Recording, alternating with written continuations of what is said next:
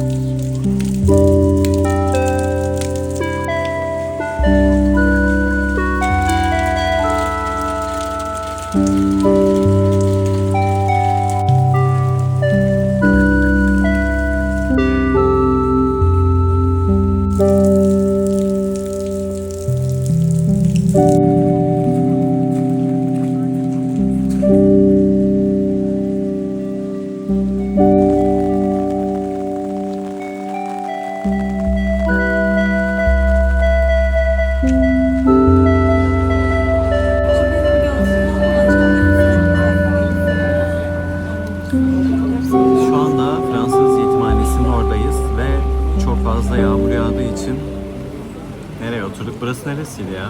İBB tesis mi? Aynen. İBB tesis gibi bir yer. Tamam. Belki. Aynen Beltur gibi bir yere oturduk. Yağmurun dinmesini bekliyoruz. Akşam daha güzel şeyler yapacağız diye düşünüyorum.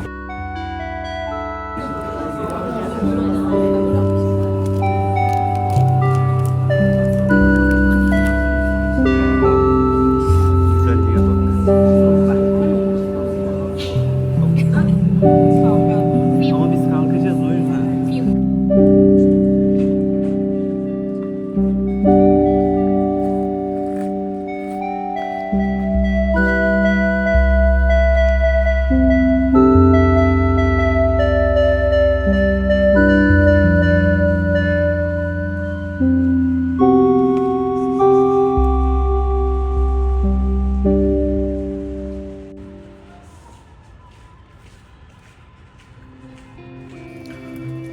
Tatlı bir yemek yedik ve şimdi sıcak şarap içmeye gideceğiz.